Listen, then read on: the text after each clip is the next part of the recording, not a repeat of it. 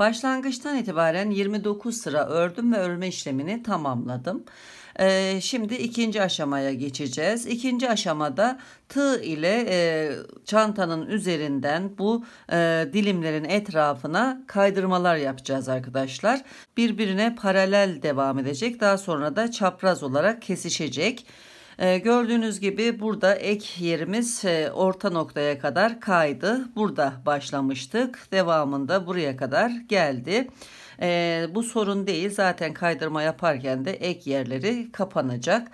Şimdi ilk sıradan kaydırma yapmaya başlıyoruz. Kaydırma yaparken sol elimizle ipimizi alttan yürüteceğiz. Tığımızla da yukarıdan kaydırma yapacağız. Kaydırma yaparken buradaki dolgu dilimlerde kenardaki iki trabzanın arasına batarak kaydırma yapacağız. Devamında da kutuları takip ederek diğer dilime geçeceğiz. Şimdi ilk ilmeğimi alıyorum. Sol elimle de ipi alttan yürüteceğim. Şu şekilde devam ediyorum. İlk olarak bu iki trabzanın arasına batıyorum. Şöyle ipimle tığımı doluyorum, ilmek alıyorum ve tığdaki ilmeğin içinden geçirerek bir kaydırma yapıyorum. İkinci sıradaki iki trabzanın arasına batıyorum.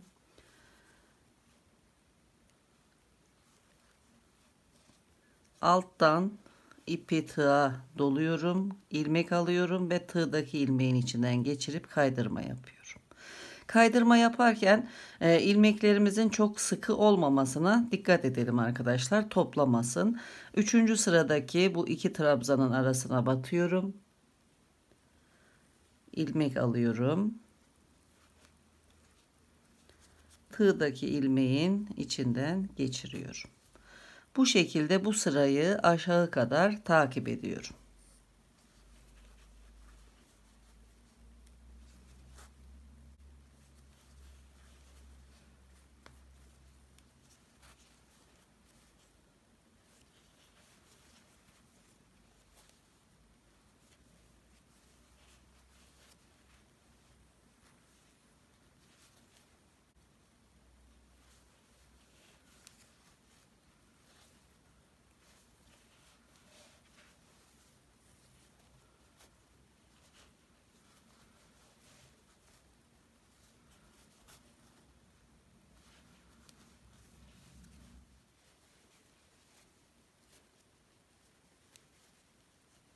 Sırayı aşağı kadar devam ettirdim.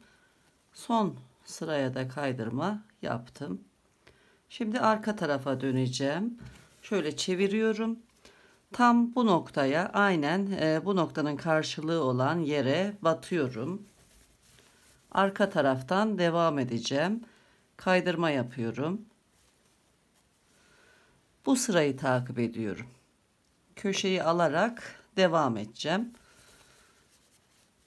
İki trabzan arasına batıyorum. İlmek alarak kaydırma yapıyorum.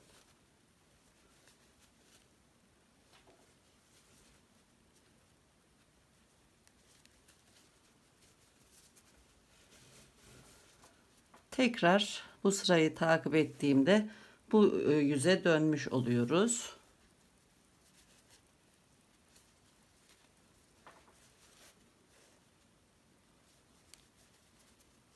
Bir önceki çizginin paralelinde devam ediyoruz.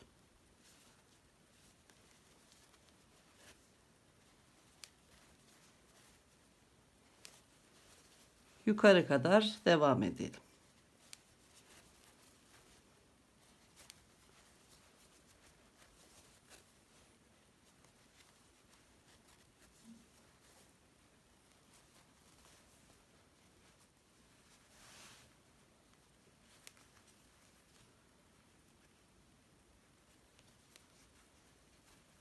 Yukarı kadar geldim. Tekrar en sonda bir kaydırma yapıyorum. Şimdi buradan aşağı devam edeceğim. Bu sırayı takip ederek. Çeviriyorum çantayı. Son batmış olduğum yere tekrar batıyorum. Bir kaydırma yapıyorum. Devamında Bu iki trabzan arasına batarak bu dilimin kenarından aşağı doğru bu sırayı takip ediyorum.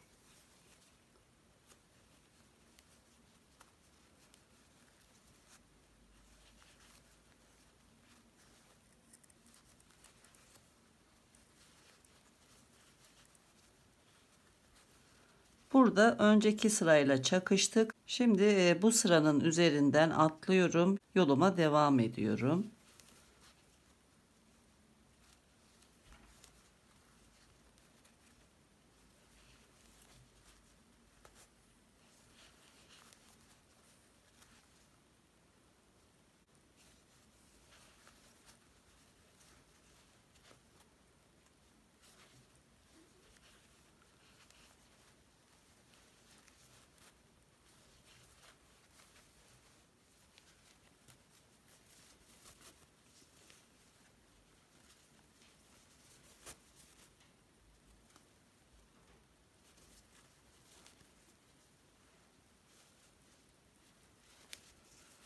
Aşağı kadar bu sırayı takip ettirdim. Şimdi dönüyorum. Burada köşede 1 2 3 4 trabzan var. Bu iki trabzanın arasından çıkıyorum ve arka tarafa geçiyorum. Şöyle. Şimdi buradan devam edeceğim. Yukarı kadar geleceğim.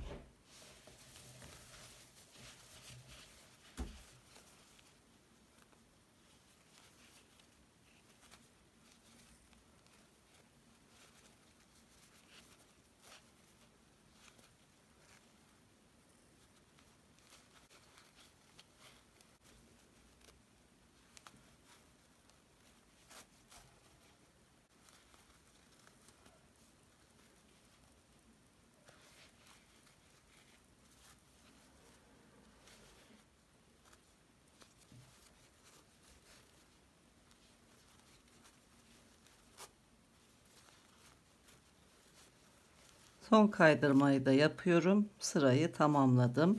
Şimdi tekrar çeviriyorum.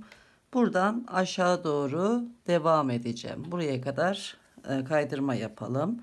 Son batmış olduğum noktaya tekrar batıyorum. Bir kaydırma yapıyorum. Sırayı takip ederek devam ediyorum.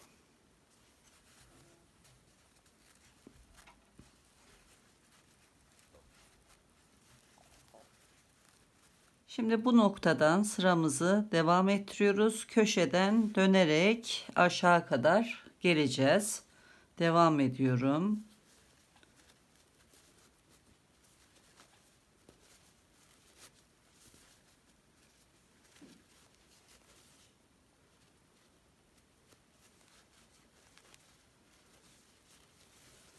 Köşeyi döndüm. Şu sırayı takip ediyorum.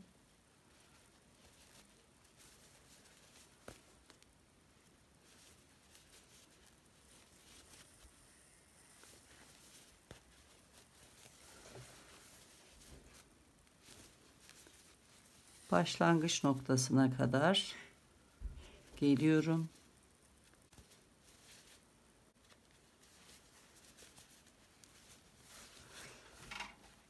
Burası başlangıç zincirimiz. Buraya geldikten sonra çeviriyorum.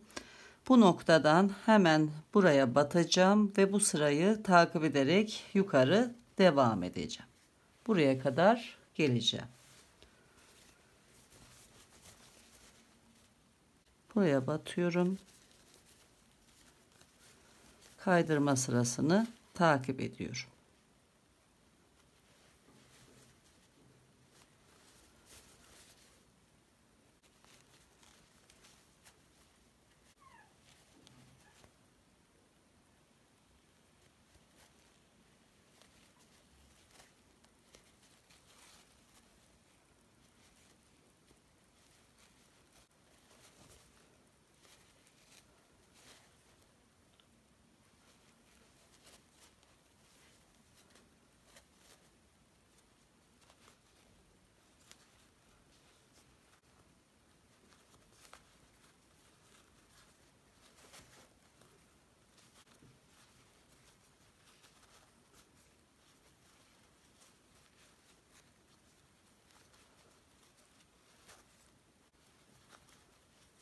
Yukarı kadar çıktım. Son kaydırmayı da yaptım. Çeviriyorum çantayı. Şimdi buradan aşağı doğru devam edeceğiz. Köşeye doğru inelim. Son batmış olduğum yere tekrar batıp bir kaydırma yapıyorum ve devam ediyorum.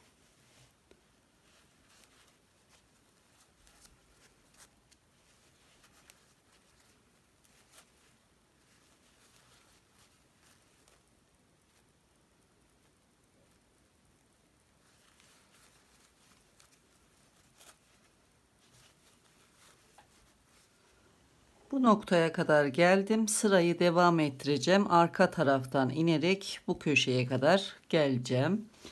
Devam ediyorum.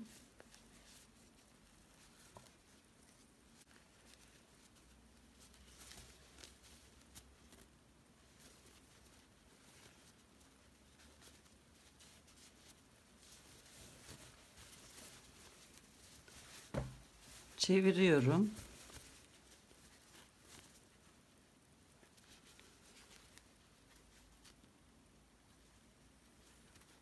Birinci sıraya kadar iniyorum.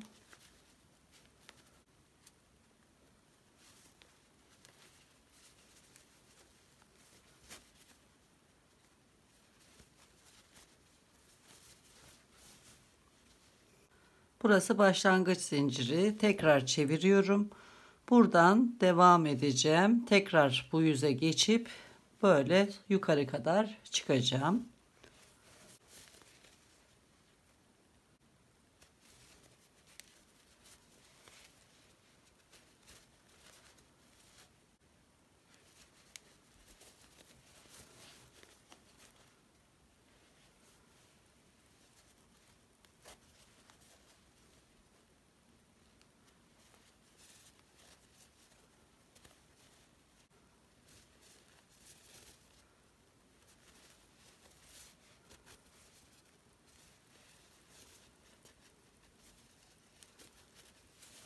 Tekrar bu yüze geçtim. Bu sırayı takip edelim.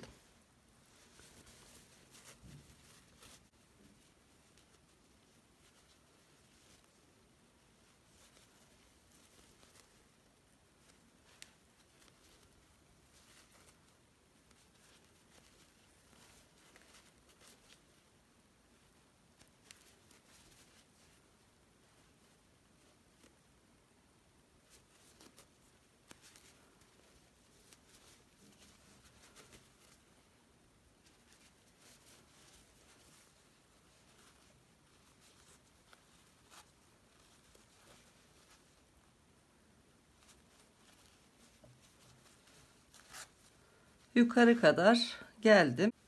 Buradan devam edeceğiz. Sıranın üzerinden kaydırma yaparak ipimizi buraya alalım.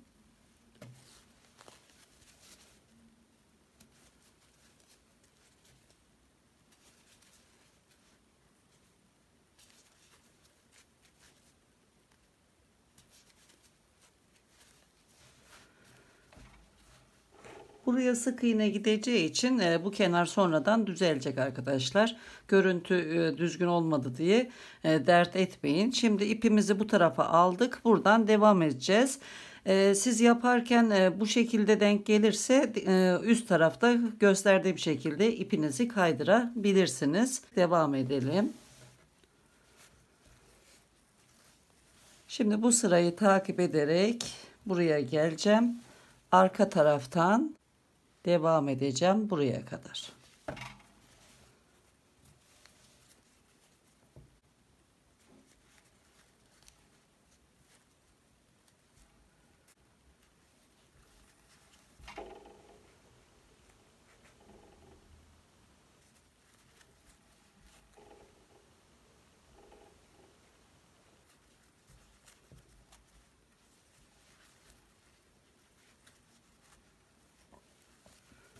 Evet arkadaşlar, aşağı kadar geldim. Buradan şöyle sırayı takip edeceğim.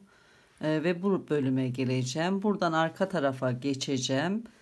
Devam edeceğim. Yine tekrar aynı işlemleri yaparak Dilimlerin bütün kenarlarını çerçeveleyeceğiz. Bu kaydırma işlemlerini bitirdikten sonra ağız kısmına sık iğne çalışacağız. Devam edelim. Son kaydırma sırasını da tamamladım. Şimdi üst bölüme bir sıra sık iğne çalışacağız. Bunun için bir zincir çekiyorum ve her trabzanın tepesine batarak birer sık iğne çalışacağım. Bu boşluklara da batacağız. Devam edelim.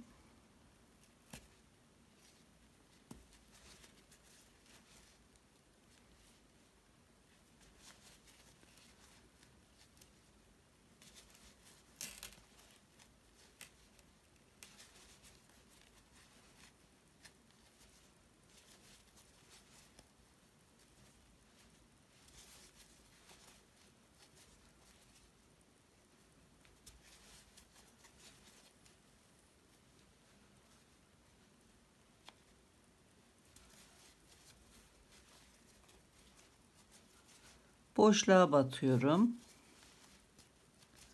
Tekrar trabzanın tepesine batıyorum. Sık iğne çalışıyorum. Bu şekilde sıra sonuna kadar devam edelim.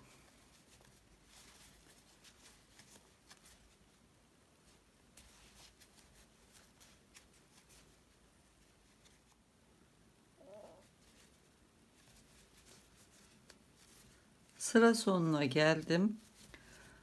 İpi kesiyorum. Burada başta çekmiş olduğum zincire tığ batırıyorum. İpimi buradan öne alıyorum. Arka taraftan batıyorum. İpi geri çekerek burayı kapatıyorum. Daha sonra ipi arka tarafta ilmekler arasında yürüterek temizliyorum.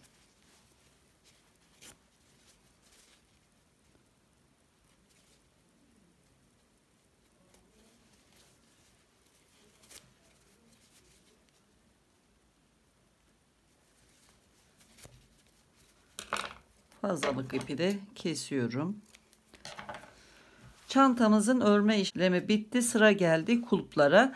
Kulpları takmadan önce çantamızı iç taraftan hafif ısıyla ütüleyeceğim. Üst tarafa da bir bezin üzerinden hafif ütü vurarak düzgün durmasını sağlayacağım arkadaşlar. Kulpları yaparken tekrar görüşeceğiz. Çantamızın kulplarından birini ördüm. İkinciyi birlikte öreceğiz. Bitmiş uzunluk 70 santimetre. 2 kat ip kullandım örerken. İpimizi şu şekilde ayarlıyoruz. Ölçüyoruz. Elinizin sıkılığına göre 13 metrede yapabilirsiniz. Ben 12,5 metre ayıracağım.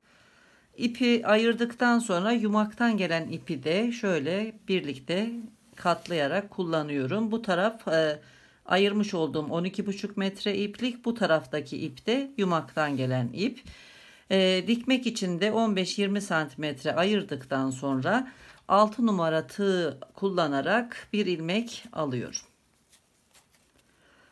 2 zincir çekiyorum. 1 2. İkinci zincire batıyorum. Bir ilmek alıyorum. Tığdaki ilmekle birlikte bu iki ilmeği örüyorum. Daha sonra bu çıkıntıya batıyorum. Bir ilmek alıyorum.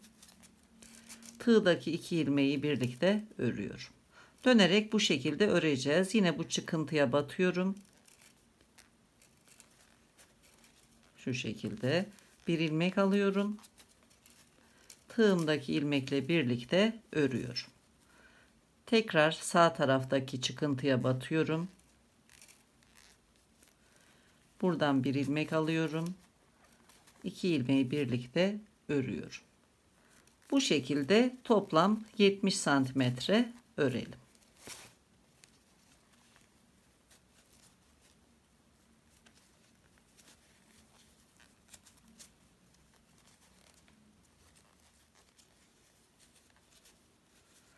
...70 santimetre ördüm. Bir zincir çekiyorum ve ipi kesiyorum.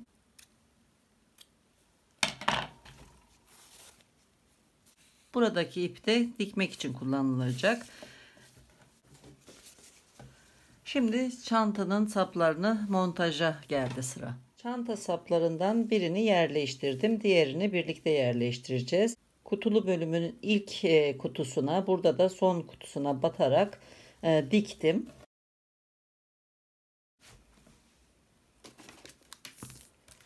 Ölçerek göstermek istiyorum.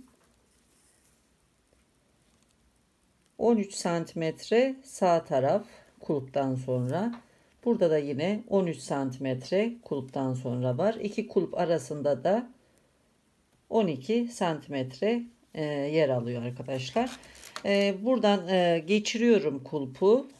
Bir miktar içeri çekiyorum ve buraya dikiyorum. Aynı şekilde bu tarafta. Şimdi diğer tarafı dikelim. Ayırmış olduğum ipe iğneyi geçirdim.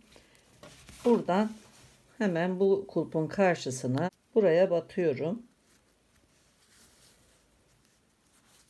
Ve kulpu içeri çekiyorum bir miktar.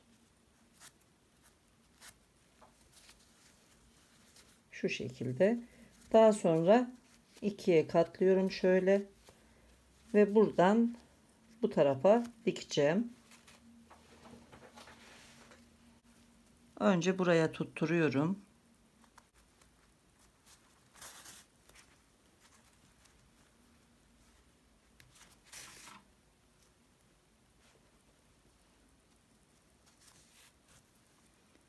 Kenarlardan da tutturarak dikiyorum.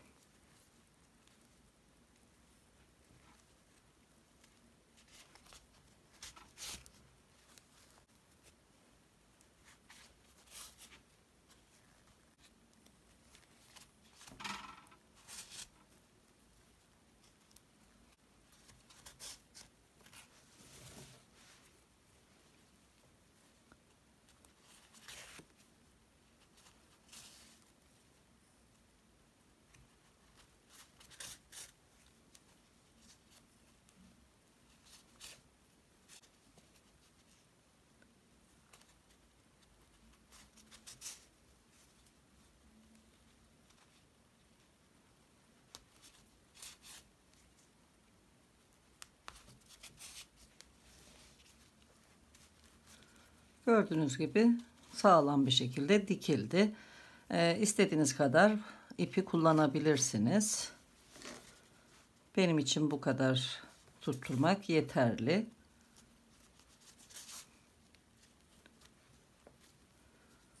Daha sonra ipi aradan yürüterek aşağı çekiyorum.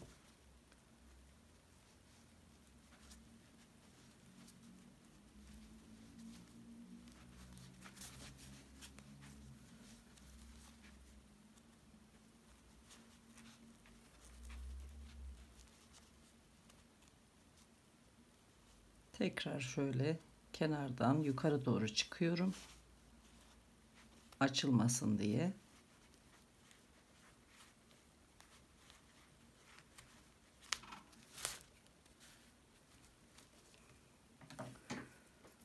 Fazlalık ipi kesiyorum.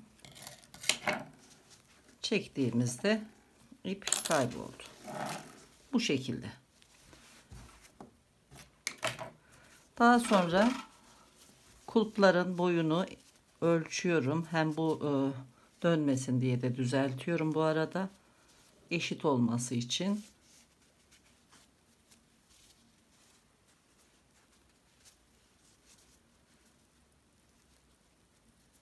Bu bölüm dışta kalacak burada. Buraya bir ayraç yerleştiriyorum.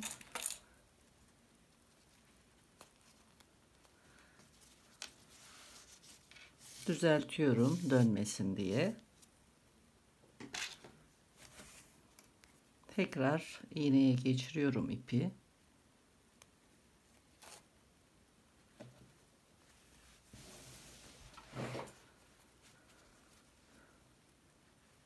Buradan dışarıdan içeri doğru çekiyorum kulpu. Tam ayraç bu kenara denk gelecek şekilde çektim. Ve aynı diğer tarafta yapmış olduğum gibi dikiyorum.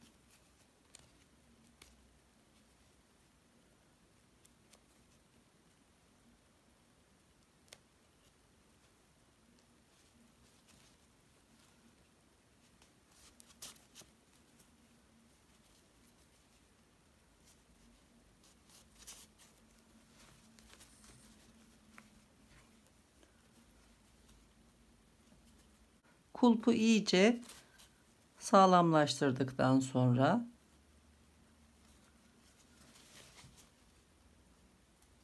aşağı doğru yine ipi çekiyorum.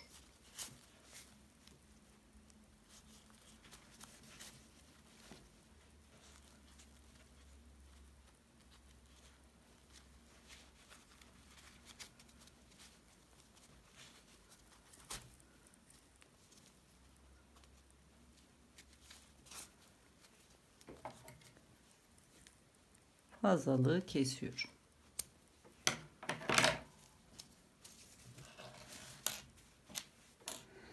Çantamızın bütün işlemlerini tamamladım. Kulplarını diktim. Arkadan görüntüsü de bu şekilde. Kolay ve kullanışlı bir çanta oldu arkadaşlar. Bir videonun daha sonuna geldik. Yeni videolarda görüşmek üzere. Hoşça kalın, sağlıkla kalın.